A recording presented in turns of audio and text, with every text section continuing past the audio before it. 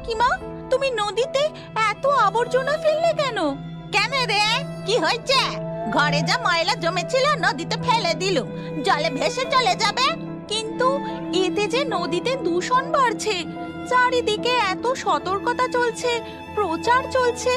তুমি শোনোনি নদীতে ময়লা আবর্জনা ফেলতে নেই? ও তাই বুঝি? তা আমি অত শত বুঝি না বাবু। চিরকাল সবাই যা করেছে আমিও তাই করছি। কিন্তু এটা তো ঠিক নয় কাকিমা, নদীর জলে আবর্জনা ফেলা বন্ধ করতে হবে। দুনিয়ার লোক ফেলছে আর আমি বন্ধ করলেই যেন নদী পরিষ্কার হয়ে যাবে। যত সব। এই কথা বলে খুড়িমা সেখান থেকে হন হন করে চলে যায়। উর্মিও সেখানে আর না দাঁড়িয়ে কলেজের দিকে এগোতে থাকে আর মনে মনে বলে, একজন একজন করে শুরু করলে তবে তো একদিন গিয়ে সবাই বন্ধ করবে। কবে যে এটা বুঝবে মানুষ কি জানি। এরপর ধীরে ধীরে সন্ধ্যা নেমে আসে। উর্মি প্রতিদিনই কলেজের পড়া শেষ করে টিউশনি পড়িয়ে তারপর বাড়ি ফেরে। কিন্তু আজ সন্ধেবেলা, উর্মি, তোমার মিলিকে পড়ানো হয়ে গেছে?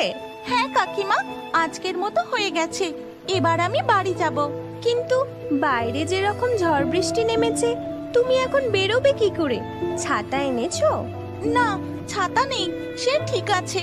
ও আমি ভিজে ভিজেই বাড়ি চলে যাব কাকিমা। না না, তা হয় না।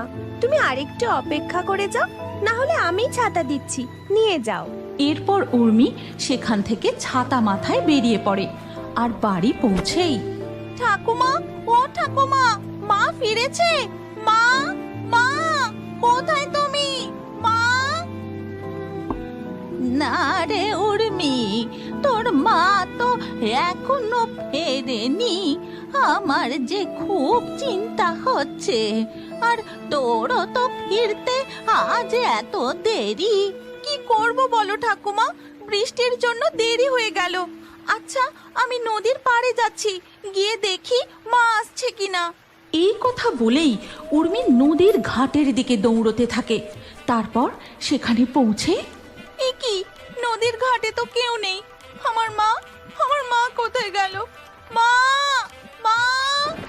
উর্মি মা মা করে ডাকতে ডাকতে বৃষ্টিতে জল কাদার ওপরেই নদীর ঘাটে বসে পড়ে। তারপর সে লক্ষ্য করে নদীর ঘাটে অনেক আবর্জনা জমা হয়েছে। এখানে কত ময়লা জমে রয়েছে, বৃষ্টির জলে ধুয়ে এক্ষুনি নদীতে মিশে যাবে। আমি তাড়াতাড়ি ময়লাগুলো এখান থেকে সরিয়ে ফেলি। এরপর উর্মি সেই ময়লাগুলিকে হাতে করে তুলে নিয়ে গিয়ে একটা গাছের গোড়ায়